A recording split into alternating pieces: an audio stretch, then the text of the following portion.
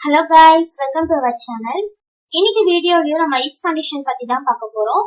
ஆனா நம்ம நேத்து பார்த்த வீடியோல ஒரு ரெண்டு மெத்தட் மட்டும் நான் சொல்லிருப்பேன். இன்னைக்கு அதே டைப்ல வேற எப்படிலாம் நம்ம if condition யூஸ் பண்ணலாம் அப்படிங்கறத பத்தி நான் டீடைலா சொல்றேன். ஓகேங்களா? சரி, இத நம்ம ஒரு BPO ரோலுக்கு நம்ம அப்ளை பண்ணும்போது அதுக்கான கால் அட்டெண்ட் பண்ணுவாங்க இல்லைங்களா?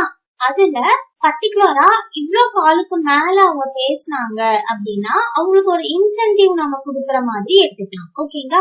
அப்படி கொடுக்கும்போது நம்ம எப்படி இஃப் கண்டிஷன் யூஸ் பண்ணணும் அத நாம இதுல பார்க்க போறோம். நான் நேத்து வீடியோலயே சொல்லிருக்கேன் உங்ககிட்ட, இஃப் அப்படின்னா தமிழ்ல இருந்தால் அப்படிங்கிற மீனிங் இல்லைங்களா?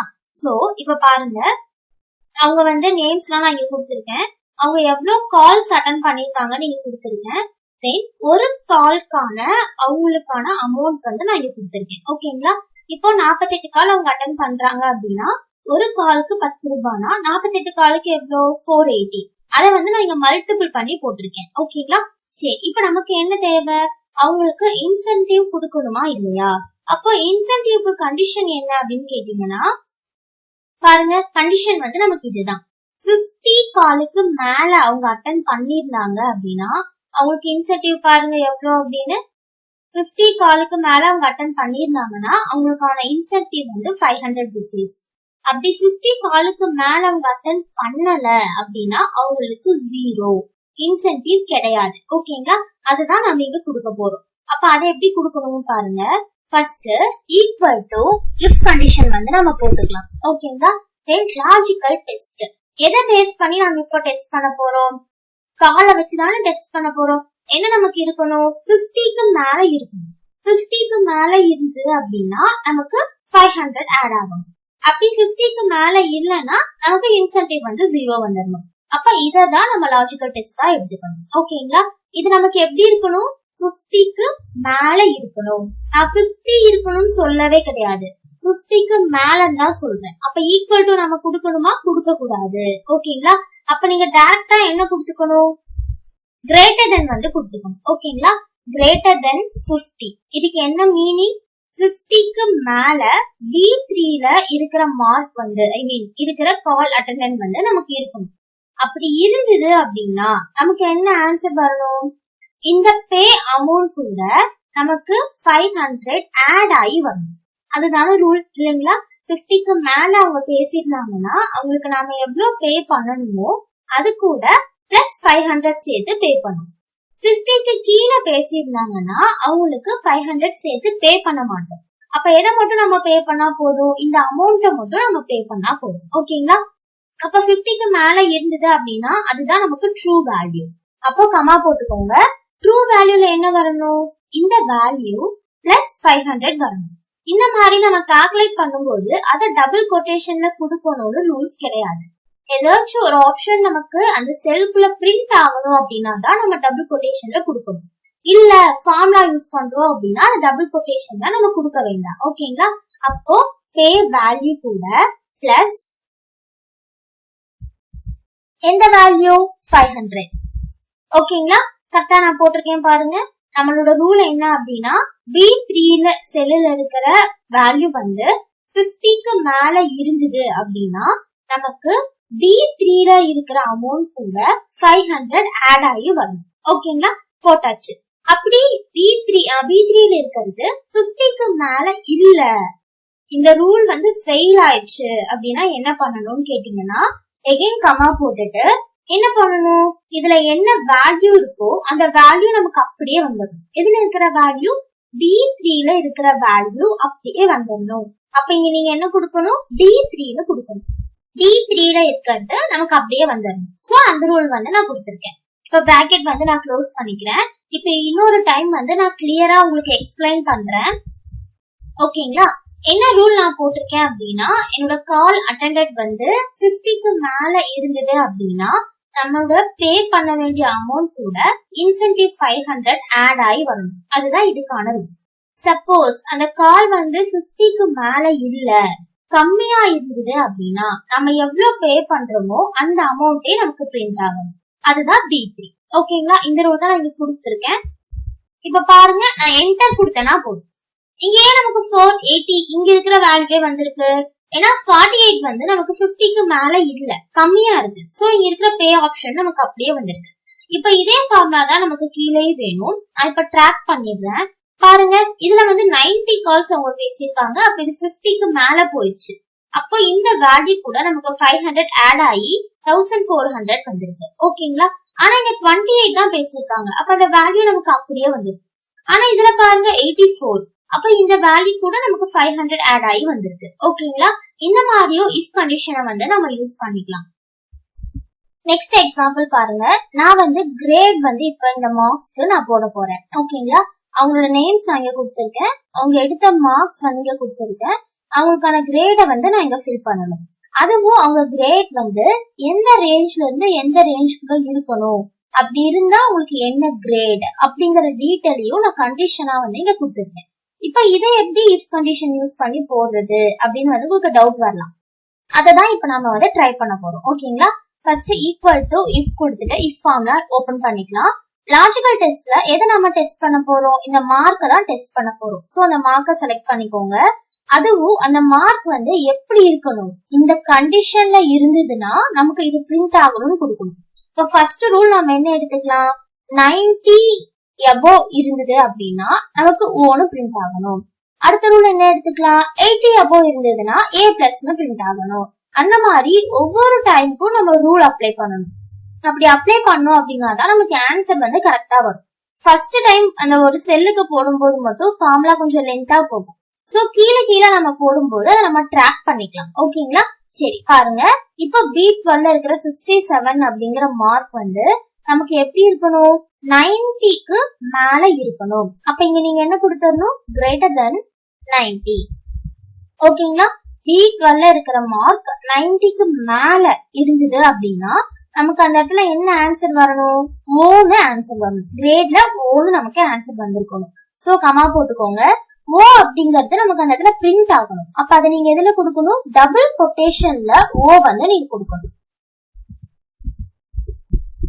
ஓகேங்களா? சரி, அடுத்தது மறுபடியும் நீங்க என்ன பண்ணுவீங்க? ஃபால்ஸ் வேல்யூ என்ன வேணும் அப்படிங்கறத போட்டுட்டு நீங்க கொடுப்பீங்க. ஆனா இதுல நம்ம நிறைய கண்டிஷன்ஸ் வந்து யூஸ் பண்ண போறோம். அதே மாதிரி A பிளஸ்க்கு, ஏக்கு, B பிளஸ்க்குலாம் நம்ம கொடுக்கணும். அப்ப நாம என்ன பண்ணிக்கலாம்னா இஃப்ஐயே உள்ள நம்ம யூஸ் பண்ணிக்கலாம். அந்த மாதிரி யூஸ் பண்ற மெத்தடுக்கு பேரு தான் நெஸ்டட் இஃப்னு சொல்லுவாங்க. ஓகேங்களா?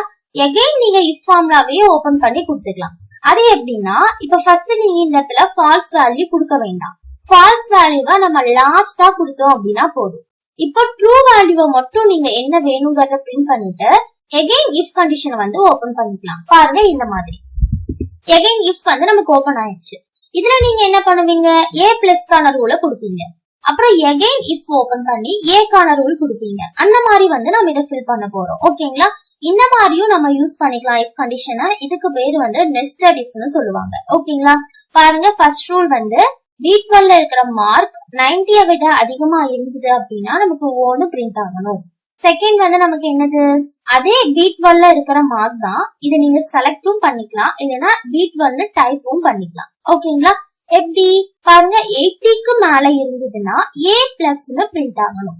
அப்ப கிரேட்டர் தென் 80 இருந்தது அப்படின்னா கமா போட்டுட்டு டபுள் கொட்டேஷன்ல நமக்கு என்னன்னு பிரிண்ட் ஆகணும்? A பிளஸ்னு பிரிண்ட் ஆகணும். ஓகேங்களா? அடுத்தது கமா போட்டுட்டு எகைன் நீங்க என்ன ஓபன் பண்ணிக்கலாம்? இஃப் வந்து ஓபன் பண்ணிக்கலாம். அதுல நமக்கு ஏன்னு பிரிண்ட் ஆகணும். எப்படி இருந்தா? 70க்கு மேல இருந்தா. பாருங்க, 70க்கு மேல இருந்தது அப்படின்னா நமக்கு ஏன்னு பிரிண்ட் ஆகணும். எந்த வேல்யூ? அதுவேதான் B12 இருக்கிற வேல்யூவே கிரேட்டர் தென் 70 இருந்தது அப்படின்னா கமா போட்டுட்டு நமக்கு என்னன்னு பிரிண்ட் ஆகணும்? அந்த இடத்துல ஏன்னு பிரிண்ட் ஆகணும். அப்ப டபுள் கொட்டேஷன்ல நம்ம ஏ வந்து கொடுத்துக்கலாம். எகைன் கமா போட்டுட்டு அடுத்த ரூலுக்கு இஃப் வந்து நீங்க ஓபன் பண்ணிக்கலாம். ஓகேங்களா? இதுலயும் லாஜிக்கல் டெஸ்ட் சேம் அதே தான். ஆனா அது இந்த இடத்துல நம்மளால கிளிக் பண்ண முடியாது. அப்ப நாம என்ன பண்ணிக்கலாம்னா B12 நம்மளே டைப் பண்ணிக்கலாம். ஓகேங்களா? செலக்டும் பண்ணிக்கலாம், இல்லைன்னா நம்மளால டைப் பண்ணிக்கவும் முடியும். இது எப்படி இருக்கணும்? கிரேட்டர் தென் 60 இருக்கணும். அப்படி 60 விட அதிகமா இருந்தது அப்படின்னா நமக்கு அந்த இடத்துல என்னன்னு டைப் ஆகணும்? B பிளஸ்னு டைப் ஆகணும். அப்ப டபுள் கொட்டேஷன்ல நீங்க B பிளஸ் வந்து யூஸ் பண்ணிக்கலாம். கொட்டேஷன்ல நீங்க க்ளோஸும் பண்ணிக்கலாம். ஓகேயா? எகைன் நீங்க கமா போட்டுட்டு எகைன் என்ன ஓபன் பண்ணுவீங்க, இஃப் வந்து ஓபன் பண்ணுவீங்க. இதுலயும் சேம் அதே B12 தான். ஓகேங்களா, B12 தான். எப்படி இருக்கணும், கிரேட்டர் தென் நம்ம 60 வரைக்கும் கொடுத்தாச்சு. அடுத்தது 50க்கு மேல இருந்தா நீங்க ஒரு ரூல் கிடையாது.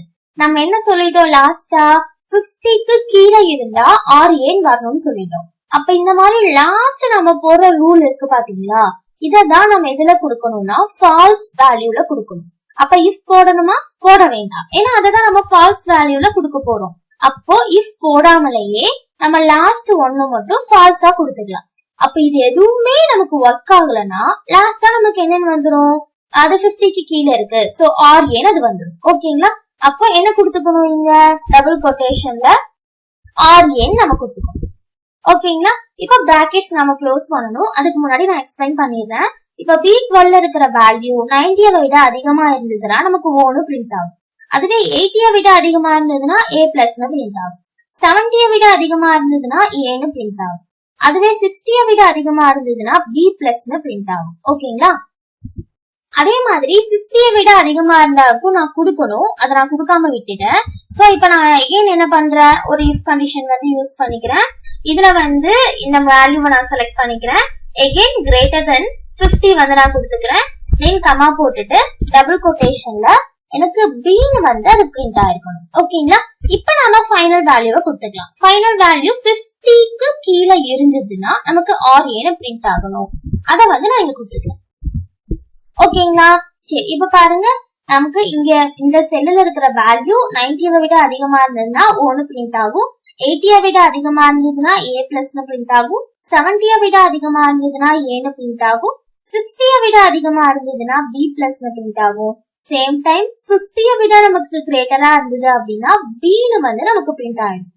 இது எதுவுமே இல்ல, இது எதுவுமே நமக்கு சாட்டிஸ்ஃபை ஆகல அப்படின்னா நமக்கு லாஸ்டா என்ன ஆன்சர் வந்துடும், RAன்னு நமக்கு ஆன்சர் வந்துடும். ஓகேங்களா, இப்ப பாருங்க, நம்ம இவ்ளோ பிராக்கெட்ஸ் ஓபன் பண்ணிருக்கோம். அப்ப அவ்வளோ பிராக்கெட்டை ஃபைனலா நம்ம க்ளோஸும் பண்ணணும். ஓகேங்களா, அப்ப பாருங்க நம்ம க்ளோஸ் பண்ணிடலாமா.